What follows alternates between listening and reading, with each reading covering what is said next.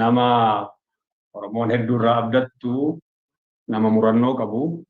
Murannoon isaa Oromoodhaaf galaa tokko kan gartee hansaa qofaa ta'uu hin taane kan nama onnachiisu, kan nama jabeessu, cimsu jechuudha. Kana yeroo duraatii jalqaba bara 2011 haamaan gaafa argeen irraa hubadhe jechuudha. Saba kanaaf na wareegama yooniin umurii koo kanaan uummata koof hin hojjenne yoomin hojjedhaa na bobbaasaa jedhee nama ija diimessee namatti deemu ture jechuudha. Waan hawwe waan barbaadu yeroo yoo haa fudhatu malee bira gahee dhaqqabee waraana birgeedaa fi kutaa waraanaan ijaaree Oromoon akka boquu ol qabatu nama tolchee jechuudha. Nama clarity of thoughts gartee waan inni yaadu qulqulluu ifatti eenyutu dubbachuu danda'u. Firattis, diinattis, alagaattis mamii tokko malee nama dubbachuu danda'u, nama dandeettii hoogganummaa qabu kan Oromoon akka badhaasaatti qabdu jechuudha. Waan barbaadu sirnaan beeku nama karaarra deemullee qulqulleessee hubatee kallattii sanaan deemee yoo saba kanaaf bilisummaa taate bilisummaa yoon immoo karaatti wareegame dhaloonni dhufu qabsoo kana narraa fuudhee galmaan haa gahuu jedhee amanuu jechuudha. Nama waa fageessee ilaalu nama saba fuudhee tarkaanfachuu danda'u jechuudha. Namni kun egaa hundi keessanuu qabu jedheetiin yaada. Jaal Marroo Dirribaa ajajaa ol aanaa ABO waboodha. Haalli qabsoon bilisummaa Oromoo keessa turtee beektu yeroo gabaabaa yeroo darbee miidiyaatti ibsa kennanii jiranii. Amma immoo duulli Irbuu Shinniggaa Oromiyaa manarratti rabsamee milkii injifannoo argamsiisedha qaba. Kanaafuu dhimma sanarratti nutillee waan kana milkeessuudhaaf qooda keenya haa bahannu jennee bifa kanaan gaafa wal qindeessinee dhufnu irratti argamee waa jechuun gaariidha. Wal jabeessinee duula labsine kana waliin harka wal qabannee galmaan gahuun murteessituu jechuudhaan nu gidduutti argama. Akka waltajjii abboomu simatuu kan afeeraa jechuudha yoo intarneetni sarakkisuudhaa baate dhagaama ta'ee yoo nu dhageessa taate maayikii fudhachuu dandeessa Jaal Marroo. Hayyee fayyaa ta'a uummanni Oromoo as keessa jirtanii hundi keessaniyyuu baga nagaa taatanii baga nagaa walitti deebinee yeroo dheeraa isinirraan fudhadhu sagantaa qabdu sagantaa torbeef sanaa oliif itti qophaa'aa akka turtan quba qabaa. Namni hedduun sagantaa sanas beeksisaa ture. Sagantaan beeksifamaa tures egaa Oromoo mamaatii keenya irraa immoo akka inni milkoofnes beeksisni sun yeroo sooshaal miidiyaa irraa gadi bubbu'aa tures argaan ture. Haguma jabaatan egaa gufuun inuma jiraata homaa miti jabaadhaa irra aantanii sagantaa kana amma akkasittiin qopheeffataa jirtu fayyaa ta'a. Kallattii maanii gara dhimma har'a silaa asitti isin walitti qabantanii isin gidduutti argameetti ce'uu barbaada.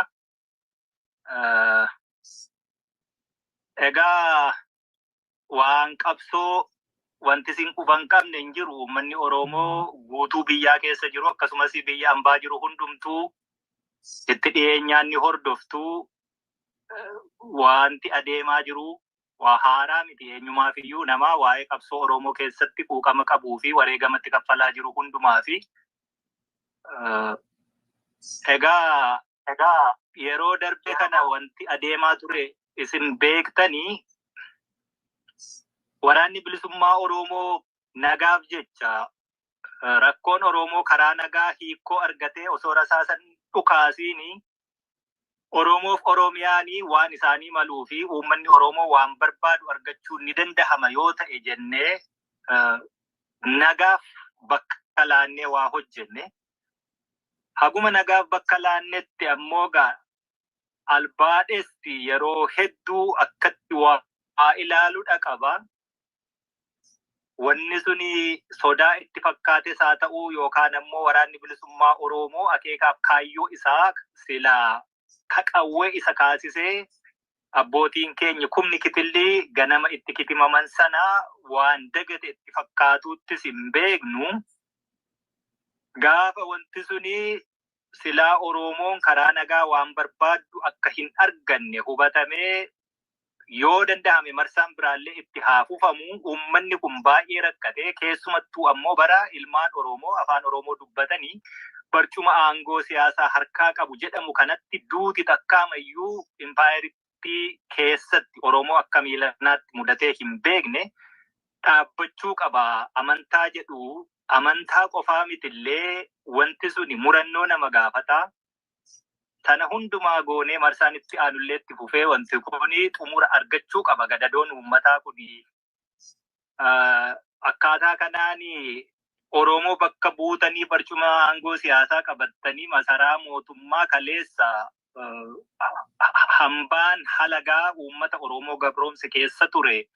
Keessa teessanii yeroo jirtan itti haalli akkasii qaanessaanii karaa keessan uummata Oromoo irra ga'uun dhaabbachuu qaba. Biyyittii sana keessatti haala mootummaan kun itti jiru kana akkaataa sanaan gara biyyaatti deebi'anii mootummaa kana waliin hojii hojjechuunuu liyaabiliitii malee asseetii guddaas hin turre. Kana hunda kaalkulee goone Oromoo irraa gidiraa, roorroo, du'a, godaansa, hidhaa dhaabuuf yaalle ta'uu didee jechuudha. Haalli ta'uu diduun suni egaa akkuma sila sinii kaase albaadheessi akkatti waa hubate duula guddaa waraana kanaan dura takkaatuu bobbaasee hin beekne meeshaa guddaa kanaan dura takkaatuu dhimmatti bahee hin beekne guutuu Oromiyaatti waan nagaa booressu waan kutannoo fi murannoo nuti nagaa qabaanne illee fashalse waan akka gara fuulduraatti illee balballi nagaa gonkuma hin jiraanne taasise duula akkasiiti gaggeesse. Duula sana cinaatti ammoo olola guddaa waraanni bilisummaa Oromoo gonkumaayyuu sadarkaa hin jiru jedhamutti akka bittinnaa'e cabee booji'ame harka kennate sanarratti duulli isaanii xumura argatee wanti adeemaa jiru waan harca'ee fi baqatee jiru funaanu akka ta'e ministeerarraa jeneraalarraa haga kaabinee haga warra ganda keessaalleetti gadi bu'ee ololli miidiyaa guddaan deemaa ture jechuudha. Nu yaa Oromoo akka waraanaatti akka abaa'ootti waan hojjennu beekna. Yoom eessatti akkamittiin akka hojjennus beekna. Sabni keenya waan barbaadu akkaataatti argatus beekna.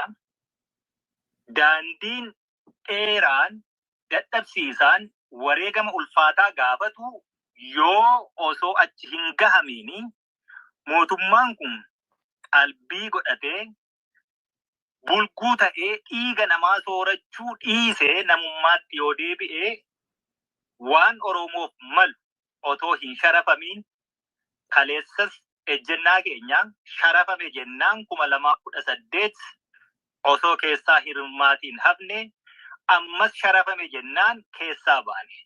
Boriyyuu jira taanaan nagaa haasa'uu hin sodaanne.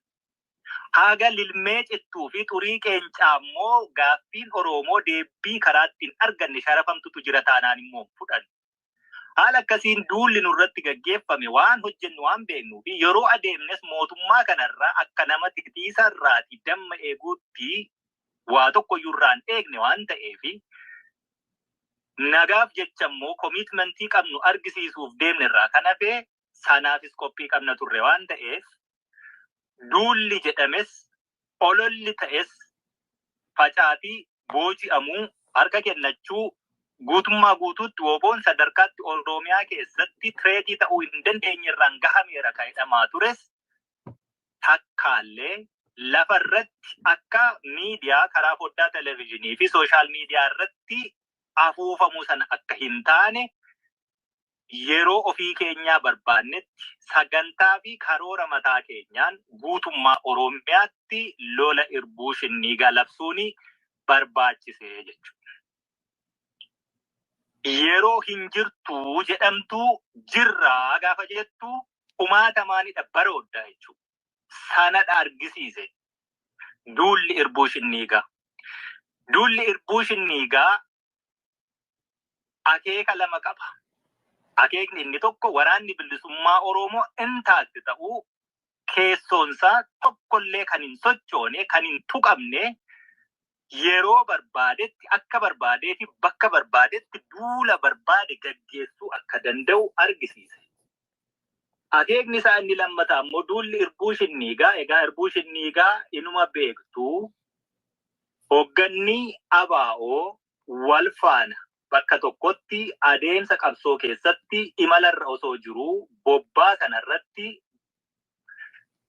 shiftoota Sumaaleetiin amantaatiin gargar baafamanii warri amantaa warri shiftootaa sun qabu fudhate darbuu akka danda'u fi warri sun immoo hin qabne ajjeefamuu akka danda'u gaafa carraan akkasii kennamuu fi Oromoo taane Oromummaaf manaa baane amantiif kutaatiin gargar baane kaayyoo fi akeeka silaa kaleessa irratti wareegamna yookaan immoo milkoofne galmaan keenya jenne sana hin sharafnudhani boolla tokkotti dhumatani tokkummaa Oromoo bakka sanatti itichani nuti ammoo egaa midhaan tokko yoo facaaste qolli achitti tortoree miciraan achi keessaa bahee biqileetu firii 1000 kenna. Isaan warra achitti biqilee nuti keessaa baane nuuf xaa'oo ta'ani fakkeenya riqicha nuuf ta'a waan ta'eef rakkoo keessoo keenyatti jiru daddaaqamaa fi burjaajii keessoo keenyatti jiru guutummaan guutuutti jechuudha. Umurannee tokkummaa waaltawaa dirree tokko irratti fiingee tokkoon hiriira tokkorra dhaabbannee guutuu Oromiyaa keessatti maqaa dhaaba adda bilisummaa Oromoo waraana bilisummaa Oromootiin qabsoo akka gaggeessuu dandeenyu kan ittiin argisiisne irbuu sana kadeebisnee haaromsine ta'uudha argisiisaa jechuudha duulli irbuu shinniigaa. Haala akkasii kana keessatti akkuma gabaasa adda addaa argataa jirtanii karaa arraata biyyoolessaa Oromiyaa karaa Tiwiitarii adda addaa dhaabni kun qabu yeroo irraa yerootti apdeet ta'uu waan argamaa jiru injifannoo waraana keessoonsaa guutummaa guutuutti hamilee guutuu qabuu fi yeroo barbaadetti karoora isatti kenname galmaan gahuu danda'u bakka barbaadetti immoo loluu danda'u. Kana argisiisa lolli keenya miilana injifannoo guddaa meeshaas qabeenyas diinarraa buufan. Haala akkasii kanaan duulli gaggeessinee hin dhaabbanne itti fufa. Duulli sun haga qaba yeroo qabaa jechuudha yerootti dhaabbatu. Manii qiyyaafannee adeemaa jirrutu jira haga gaafa maniisaa gahuutti guutummaa guutuutti Oromiyaa keessatti lolatu dhaabbata jechuu osoo hin taane duulli kun guyyaa fiksd ta'eefitu jira jechuudha. Hanga guyyaa sanaatti itti fufee adeema. Kanaafi jaarmiyaan keenya keessoon isaa ka itite ka fiingee tokkoon dirree tokko irratti hiriira tokko jalatti adeeme argisiise. Waraanni bilisummaa Oromoo guutummaa Oromiyaa keessatti sa'aatii wal fakkaataatti ajaja tokkoon tarkaanfii bobbaa fudhachuu akka danda'u ka argisiise duula akkasiiti. Duulli kun bakka adda addaatti akkuma dhagahamaa jiru injifannoo galmeessaa uummata Oromoo olola diinni silaa waraanaan dadhabee miidiyaa irratti ol bahee afaan faajjii uumaa ture namoonni hedduun abdii kutatanii dhuguma waraanni bilisummaa Oromoo akkuma jedhame sadarkaa itti Oromiyaa keessanillee kan itti deebisanii mataa ol qabatanii jechuudha. Kana duulli irbuu shinniigaa kan inni argisiisaa ture. Haala akkasii keessatti hoogganni ABO kaabaa kibbatti bahaa dhihatti giddu galeessatti zoonii ilee 8 bobbeenchisanii waa hunda gochuu danda'an qabaatee haala ititee adeemaa jiru irratti nuti warra wal nu dhabsiisu ofii keenyaa wal dhabuurra warra wal nu dhabsiisu of biraa dhabnee wal taanee nutu waliin bahe, nutu waliin du'a, nutu waliin madaaha, nutu waliin hiree tokko qaba, nutu waliin hegeree Oromiyaa sheppi gochuu jira waan ta'eefi kanaaf akkasoo giddaa wal arraabne walii galleetu akkasiin adeemutti jirra. Haala akkasii kana keessatti isin uummanni Oromoo inni keessaa silaa keessuma jira. Qabsoo kana keessatti wareegama haga battala irratti hiriiree lolee wareegamuutti jira.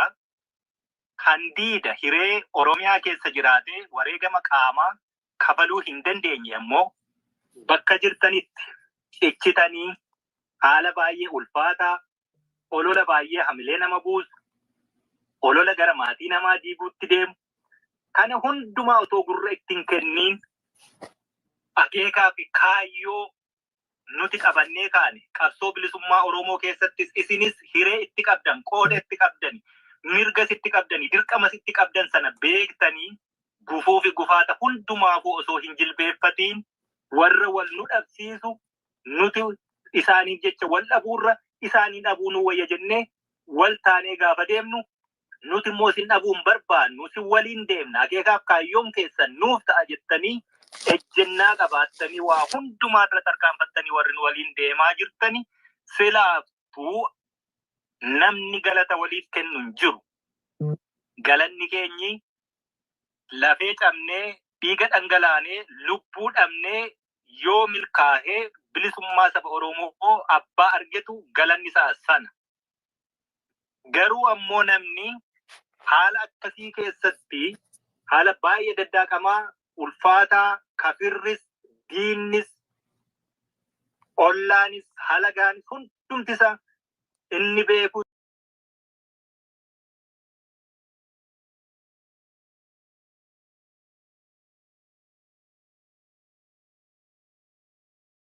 isiniif dhiyaata. Mata dureen keenya har'aa muudamni lola kaaba Itoophiyaa fi qaaba Itoophiyaa qabsoo bilisummaa Oromootiif hiree moo balaa jedha. Keessummaan keenya har'aa Dr. Gadaa Oljiraati. Baga nagaan nuuf dhiyaattanii isiniin jedha. Ayyee isinillee baga nagaan dhuftanii galatooma. Qophii kana irratti haala Oromiyaa Impaayera Itoophiyaa gaanfa Afrikaa fi idila addunyaa qabatee pilaatfoormii gulantaa Teelegiraam, Tiwiitar, Feesbuuk, Yuutuubii, Zuumii, Tiiktookii kan kana fakkaata irra jirtanitti dhiheessuun hubannaa uummata keenyaa ol kaasuuf hojjeta. Burjaajii dhalatu qulqulleessuuf tattaafata. Akka Oromoon yaadaan walta'ee tokkummaan warraaqu hubannaa uummata keenyaa bifa gaafii fi deebiin ol kaasuuf hojjeta. Sagantaan dhangaa torbaanii akkuma aadaa keenyaa sagantaa keenya har'aa siibaan jalqabna. Jaalalli seenatti mul'attu intala warra hangafaa yoo jiraattee jaalalli yeroo baga nagaan dhuftee sagantaa teenya ibbaan nu saaqe.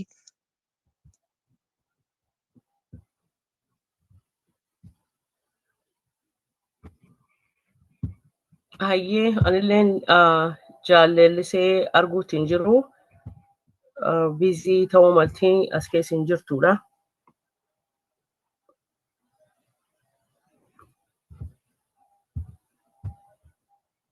Hayyee yoo jaalalliseen jiraachuu baattee namni biraa nu eebbisuu dandeettu. Jaalgootumsa jirtu? Jaalgootumsa as keessatti arguu jira. Oda Shanaan Oromoo? Hayyee. Hayyee eebbaa jaalallisee bakki nu bu'aa ka aadaa waan baratame. Tole rakkoon qabu. Jaalalli jirtu moo? Itti fufi. Hayyee eebbaa Oromoo eebbifannaa duraan dursee baga nagaan dhuftan isiniin jenna hundi keessanuu dhaggeeffattoonni dhangaa torbaanii hundi keessanuu hayyee waaqa uumaa waaqa uumamaa waaqa burqaa haroo walaabuu waaqa sagaltama garbaa waaqa sagalan booranaa waaqa torban bareentummaa waaqa bokkuu gurraachaa waaqa ceecoo gurraattii waaqa caffeettumaa waaqa shanan gadaa oromoo nagaan nu oolchite nagaan nu bulchi nagaan nu bulchite nagaan nu oolchi hamaa nurraa qabi tolaa nutti qabi xiqqaa nu guddisi guddaa nu mul'isi nu bulchi waan qabnu nu bulchi rooba nagaa nu roobi bara nagaa nu baasi gadaan roobaa nagaa barri quufaa gabbina rabbiin nama taamtu nurraa haa qabu waan oromoon taane rabbiin nurraa haa qabu. Egaa hooggantoota keenya gartee kan qabsootenyaa rabbiin gartee bakka jiraniin nuuf haa tiksuu qabsooteenya qabsoo galma geessu rabbi nu haa godhu wal dhageettii waliin alaa galu warra bilisummaa gonfatu rabbi nu haa godhu galatoomaa ulfaadhaa gadaan gadaa xumura gabrummaati waboonaa waaru. Hayyee ulfaadhuu galatoomii eebbi kee haphee ta'ee nutti haa qabatu jecha jaal gadaa ol jirraa bagnagaan dhuftee ammallee qondaala gaafatamaa waajjira hayyu duree abawoo boboo duraanii fi qondaala abawoo boboo ammaa ti jaal gadaanii ammallee irra deebi'ee bagnagaan nu dhuftee warra qabsoo kan keessaa yeroo dheeraa turanii yeroo kee qaalii fudhattee waamichi keen kabajtee sagantaa dhanga torbaan irraa nu argamuuf galanni kee bilisummaa siin jedha itti nuufuuf dabareen keeti.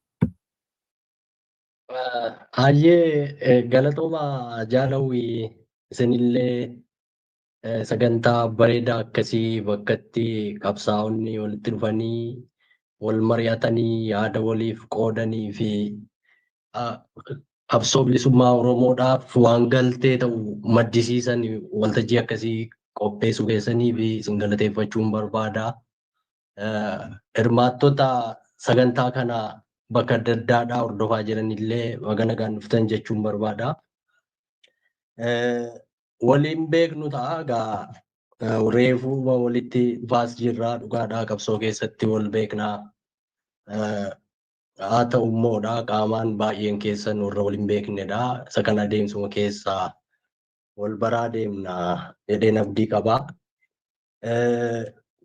Mata dureen akka mariif dhiyaatu filame dhugumatti waan yeroo gaafatuu fi waan barbaachisaa ta'uusaa baay'ee natti argama. Baay'eellee barbaachisaadha. Waan irratti dubbatamuu qabudha. Mata duree akkasiillee filanii qopheessuun ofiisaatiiyyuu waan gaarii fi jajjabeeffamuu qabudha jechuun barbaada. Ittaansuudhaan muddamni kaaba Itoophiyaa keessa jiru kun qabsoo bilisummaa Oromoodhaaf hireedha moo balaadhaa kan jedhu kallattiidhaan eeyyeen hireedhaa or balaadhaa toon jedhini dura wantootni otoon ilaalee gaariidha waltajjii kanarratti akka ilaalaman barbaade jedhee tarreeffadheen qaba. Isa kana deebisuudhaa fi wantoota arfan tokko of harkaa qabadheen jira. Sadarkaa duraa irratti muddamni akkasii Impaayera Itoophiyaa keessatti kana dura seenaa Oromoo keessatti ta'ee beeka yoo ta'eef muddama sanarraa Oromoon faayidaa argate moo ni miidhame kan jedhu ilaaluun barbaade. Isa kana qabxii tokkoffaa irratti dubbadha gabaabsee. Qabxii lammaffaa irratti warri kaaba Itoophiyaa kanarratti wal muddan kun eenyu fayyadhaa? Maaliif wal mudduu? Maal barbaadu? Oromoofoo akkamitti yookaan immoo Oromoo wajjiniin hariiroo maalii qabu kan jedhu qabxii lammaffaa irratti ilaaluun barbaade. Sadaffaa irratti haalli qabsoo bilisummaa Oromoo fi haalli Oromoon amma keessa jiru maal fakkaata? Muddamni jira jennee muddamni kaaba jiru kun akkuma jirutti ta'ee seenaan akkuma jirutti ta'ee qabsoon bilisummaa Oromoo immoo maal fakkaata kan jedhus gabaabinaan ilaaluu barbaadeera. Isa kana sadaffaa irratti itti dhufaa. Arfaffaa irratti immoo haala ji'opolitiksii diida sana jiru gara gaafa Afrikaa kana ilaaluun barbaade jechuudha. Isaan kana arfan irratti ergan dubbadhee booda gara xumuraa irratti muddama kanarraati hiree moo balaatu qabsoo bilisummaa Oromoo eeggata kan jedhu dubbadhaa jechuudha. Sanaan goolabee waltajjiin gara keessanitti deebi'aa mariidhaaf ta'a jechuudha. Akkuma beekamu qabxii tokkoffaarraa yoon ka'e seenaa Oromoo keessatti muddamni akkana fakkaatu kan qabsoo Oromoo fayyade yookaan immoo Oromoon ittiin gargaaramee bu'aa buufate ni jira jechuudha. Seenaa dudduuba deebinee gaafa ilaallu naannoo jaarraa 16ffaa keessaa waan kana fakkaatu tokkotu ture impaayera kana keessaa. Yeroo sanatti yerootti Oromoon baroota duraa jaarraa gara duraa kurnaffaarraa ka'ee kaabarraa qeesaa ganamarraa kaabarraa gara gadiitti yerootti dhiibamaa turetu ture. Kanaaf naannoo jaarraa 16ffaa kanatti uummanni Oromoo yeroo inni itti gadaa haaromsatuu fi akkasumas immoo waraana ijaarratee qe'ee irraa dhiibame kana deebifachuuf socho'aa turee fi wal ijaaraa turedha yeroon kuni. Akkuma kana immoo haalli biraan kan isa kana dura dhaabbatu faallaa kana dhaabbatu kaabarraa karaa amantaa babal'ifannaa fi sanaan immoo daga bal'aa kan Oromoo kana gara kibbaa kanaa gara giddu galeessa kanaa qabachuuf qaamni socho'aa turetu ture. Akkuma kana qaamni karaa bahaadhaan amantaa qabatee innis amantaasaa babal'ifachuu akkasumas immoo daga bal'aa kana qabachuuf socho'aa turetu ture. Qaamni kun lamaan kan isaan itti socho'an daga isaan irratti babal'ifachuu barbaadanii fi aadaa isaanii fudhachiisuu barbaadan kun lamaan isaaniitiyyuu Oromoo ture jechaadha yeroo sanatti.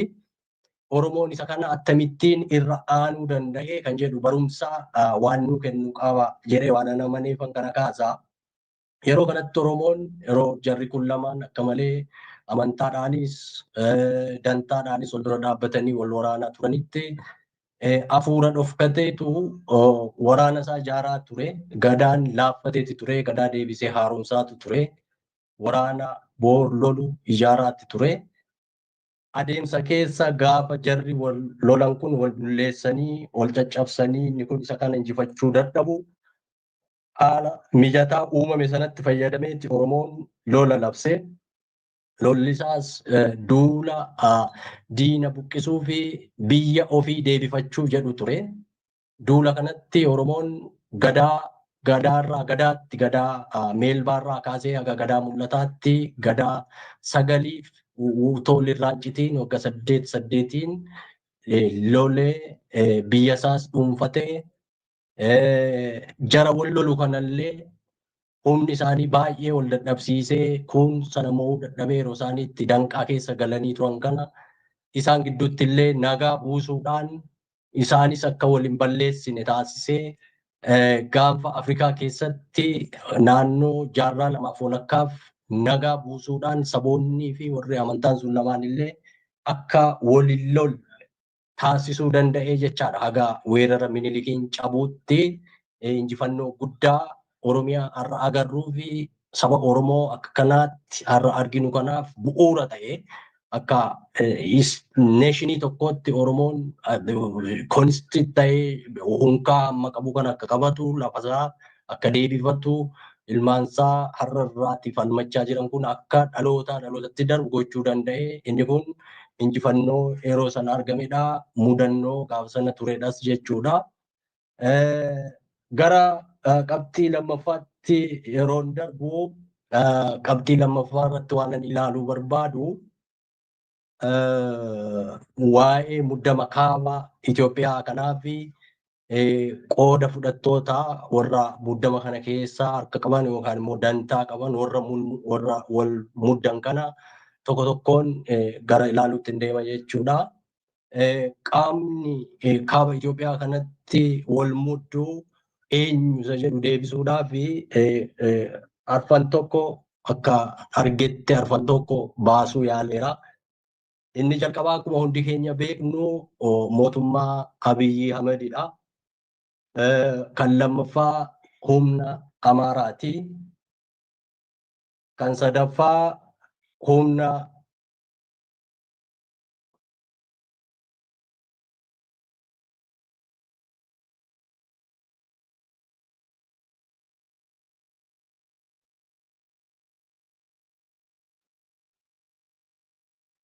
Sagaleen keessan badee jira jaalgada.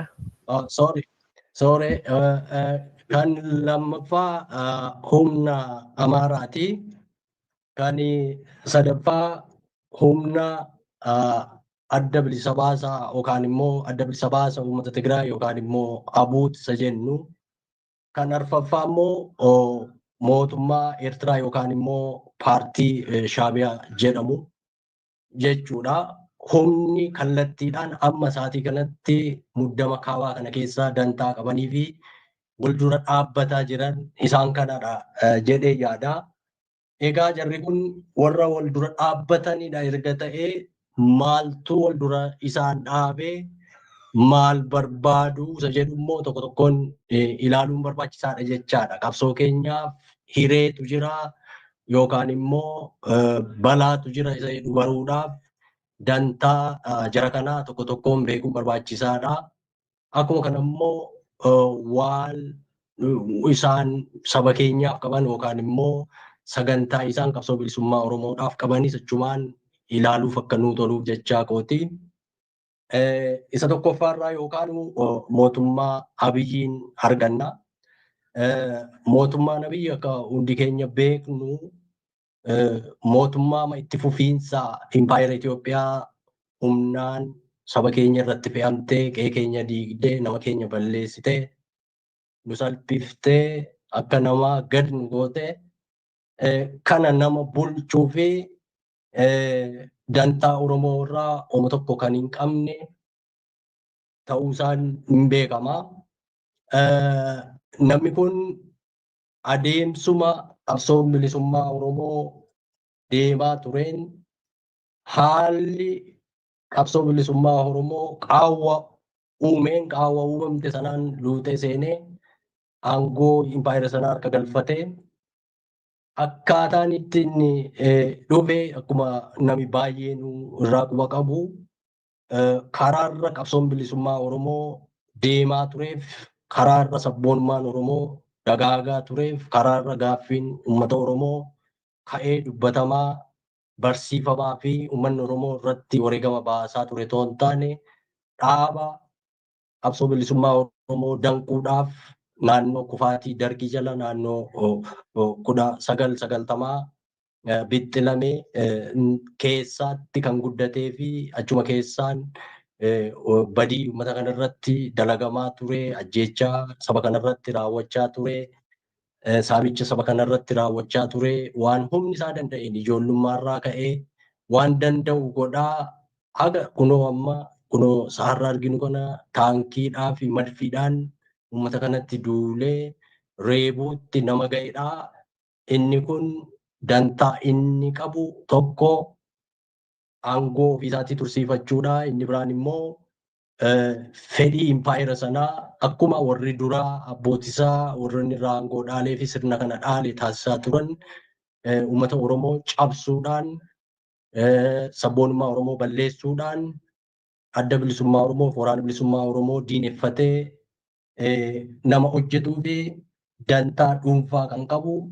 Dantaa dhuunfaa isaa kana immoo galmaan ga'achuuf gaafa barbaade nama Oromoof quuqamu fakkaachaa gaafa kaan immoo sabboonummaan Oromoo salphisee Oromoo xiqqeessee Oromoon bifa kanaan yaaduu qabu. Gaaffiin Oromoo bifa kanaan dhiyaachuu qabu. Gaaffiin Oromoo jijjiiramuu qaba. Nama jedhu gaafa barbaadu immoo dhufee lolaa fi muddama kaabatti jiru kana muddama kan sabaa fakkeessuu waan lola eenyummaa fakkeessuudhaaf warri kaabaa bakka tokkotti gurmaa'anii ijaaramanii nutti dhufaa jiruun walleessuudhaafidha. Yaa Oromoo na gargaara na waliin ka'aa jechuudhaaf dhiyeenya kana immoo dhaabilee Oromoo silaa namoota jajjaboo jedhamanii qabsoo kana keessatti aarsaa baasan qabatee yerootti afaan faajjii uumee ilmaan Oromoo waraana hin barbaachifnee fi dhumaatii hin barbaachifneef qopheessaa jiruu fi muddama alaaf keessaa kana garatti hafuura baafatu dhabee asiif achi wixxifatu nama dantaa isaaf kaatu garuu immoo uummata kana balleessuudhaaf iddoo gaafa aangootii dhufee aangoo mootummaa sanaa qabateeti nama hojjetaa turedha. Inni kun humna tokkodha warra muddama kana keessa jiraniif nama qooda olaanaa qabuu fi ka'umsuma muddama kanaallee goonee nama ilaaluu dandeenyudha jechuudha namicha mootummaa Abiyyi. Lammaffaarratti qooda fudhataan muddama kanaa humna Amaaraati. Humni Amaaraa akkuma beekamu humna impaayerichi kan kootii, kan abbaa kootii, kan haadha kootii, ristiidha jedhee numaayyuu mammaaksa ሪስት በሺህ ዓመቱ ሪስት ይመለሳል ለባለቤቱ jedhuuti waan akka qomee hojjechiisanii itti maxxansanii na yaadadha yeroo 2019 gara biyyaatti galle sana uffatanii magaalaa keessa deemaatti turanidha. Humna baay'ee babal'ifachuu barbaadu, humna of tuulaa, humna biyyi kun hundiyyuu laftis kan kooti jedhuu fi baay'ee dantaa sabboonummaa darbatamaa dhabuu, sabboonummaa ofittoo fi numaayyuu immoo Oromoo irratti jibba guddaa qabutu keessa jira. Abiyyi wajjiniin wanti adda isaan godhu dantaa ofii isaaniitii mataa isaanii akka dhuunfaatti impaayericha irratti mataa ta'anii saamuu, ajjeesuu fi itti jiraachuu irratti wal dhabuurraan kan hafe jarri kun Abiyyi wajjiniin warra hidhata qabanidha. Haa ta'u malee humna kana keessaa kan sabaa maqaa dhahatee qabsoo sabaa gaggeessaa jira. Bilisummaa saba koo fan qabsaa jedhu dhiyeenya kana kan mul'atee fi meeshaa fudhatee maqaa Amaaraatiin saba kanan bilisoomsa jedhee saba kanaa bal'oola jedhee kan dubbatu hin jira. Isaan kun bifa adda addaadhaan humnuma Amaaraa jedheen kaa'ee sadaffaa irratti kan jiru humna TPLF-dha. Humna TPLF kana yoo ilaallu humni TPLF kunis akkuma jara kana humna baay'ee of dhaaduu fi olaantummaan itti dhaga'amu qarooma biyya kanaa natu qaba. Waan hundi na bira jira, biyya kana jechuun anadha. Lakkoofsaan illee xiqqaadhu, qarooma nani qabu. Wanti naannoo kana jiru akka bargeen paaworiitti na gargaaruu qaba. Lakkoofsaan xiqqaadhullee warra lakkoofsa guddaan ol malee gadi ta'uun irra hin jiru. Xiqqaate haga isaanii argachuun qaba waan biyya kana keessa argamu.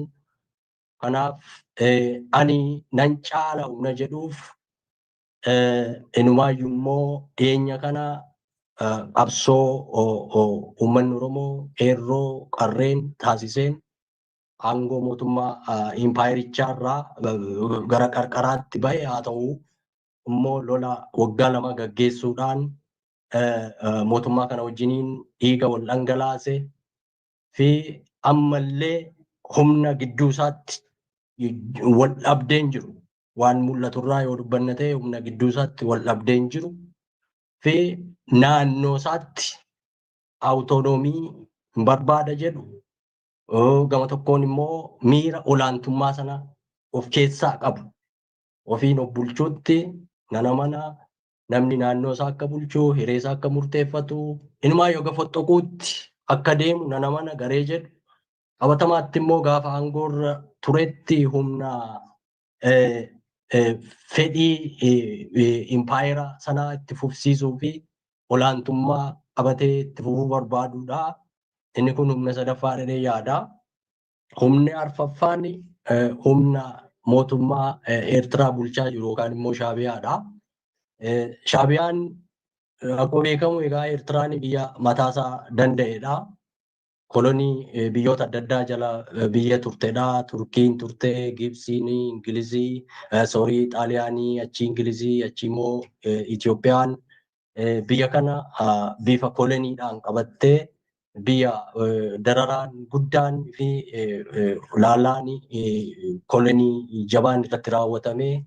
Haa ta'u immoo malee uummanni biyya sanaa ka'ee qabsaa'ee waggaa 30 qabsoo bilisummaa deemsisanii 1993 bilisummaa isaanii argatanii fi fedhii mataasaa kan qabu fedhii Itoophiyaa keessaa fedhii dinagdee, gaaffii daangaa fi akkasumas immoo naannoo gaanfa Afrikaa kanatti mataa ta'uu fi dhiibbaa bulchuu kan barbaadu fi sa'aatii kanatti naannoo Tigraay keessa waraana buufatee kan jiruu fi mootummaa dura wal gargaaranii waliin TPLF balleessina jedhanii waliin duulan waliin wal gaareffannaan jiruu fi amma immoo inumaayyuu gara waraanaatti seenu jedhamee yaadamaa jiru jechuudha.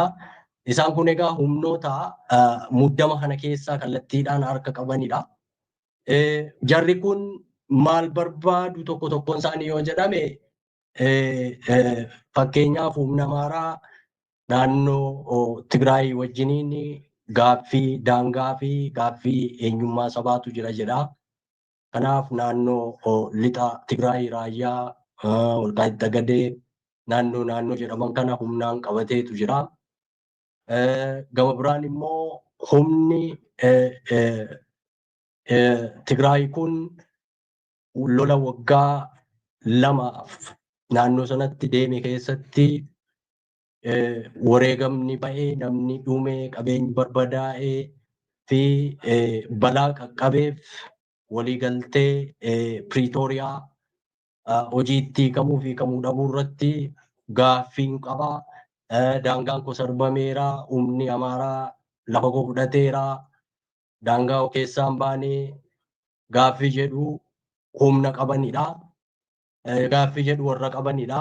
Akkuma kana humni Eertiraa kun yookaan immoo gareen Shaabiyaa kun immoo daangaa Itoophiyaa waliin qabuun faayida sana waliin qabu gaaffii mataa isaa danda'e kan irratti wal waraananii 1988 aga 2002tti lolli deemee sun marii Aljeersiin bakki Baadimmee jedhamtu isaanii kennamee haa ta'u garuu qabatamaadhaan hojiitti ni kamiin hafee fi haaloo sana kan qabu addattis immoo hogganoota TPLF duraanirraa jibba warra qabanidha.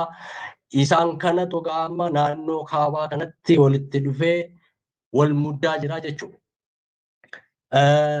Waan alaa mul'atuun olaalamu akka mootummaan Abiyyi dhiyeessutti jarri kun firadhaa seenaa tokko qabu, achi dhuftee tokko qabu. Kanaaf walitti gurmaaniitiin balleessuuf dhufaa jiru. Oromoo na waliin ka'ii, ABO na waliin ka'ii, KFO na waliin ka'ii, inumaayyuu waraana bilisummaa Oromoo koottaa na waliin lolaa amma jechuutti nama deemedha jechaadha. Haalli qabatamaa humna kanaa garuu gaafa laallu hundi isaaniitiyyuu dantaa mataa isaanii kan qaban ammoo dhimma Oromoo irratti abbaa ta'uu Oromoo qabachuu wanta whoever controls the heartland jedhu theorii warra Awurooppaa tokko yoo Oromiyaa qabatte Itoophiyaa qabatta yoo Itoophiyaa qabatte immoo diida sana hunda qabatta yaada jedhuun hundi isaaniitiyyuu Oromiyaa qabachuuf qe'ee Oromoo kana qabeenya qabaa, qilleensa mijataa qabaa, oomishaaf hin ta'aa, jiruu ilma namaaf ta'aa, achi qabachuun dhimma jiruuf jireenya isaaniiti waan ta'eef hundi isaaniiyyuu eegan ammoo qabachuutti yoo danda'ame baarratti ta'utti warra fedhii qaban haa ta'u malee deebi'anii immoo gidduu isaaniitti humna wal dhibdeen jiruu fi intarestiin isaanii wal dura dhaabbatu baay'ee konfliktii wal godhuudha. Isaan kanadha jechaadha humni kaaba jiru. Inni ittaanu haala qabsoo bilisummaa Oromoo ni ilaala gabaabsee. Qabsoon bilisummaa Oromoo maal fakkaataa? Humni kun erga akkasitti hiriiree muuxannoon kana dura Oromoon qabu akka sanatti erga dubbanne qabsoon keenya immoo maatti jira maal fakkaata isa jedhu ilaaluun baay'ee barbaachisaadha waan yaaduuf isa kana kaasaa qabsoon bilisummaa Oromoo kan yeroo kamii caalaayyuu jabaachaa humna horachaa firaa fi dhageettii dabalachaa fi keessumaa qabsoon ABO'dhaan gaggeeffamu waraana bilisummaa Oromoo takkaayyuu bifa argamee hin beekneen lakkoofsaan dandeettiidhaan bal'ina lafa to'atuutii fi tarkaanfii akkaataa fi bakka itti fudhatuun isa duraarra baay'ee kan fooyya'ee fi abdii kan namatti horu gaachana saba kanaa ta'uusaa kan ifatti mirkaneesseef baay'ee kan namatti toluu fi inumaayyuu yerootti hoogganummaa qabsoo bilisummaa Oromoo kana mataatti ta'ee qabatee deemaa jiru ta'uusaa immoo argina jechaadha gara qabsoo bilisummaa Oromootiin. Akkasumas immoo gara qabsoo bilisummaa Oromoo yeroo jennu egaa humni Oromoo mooraa Oromoo keessa jiru hunduu toora tokkorra jira, yaada tokko qabaa, ejjennoo siyaasaa tokko qabatee deemaa jira jechuun immoo akka hin danda'amne beekamaadha.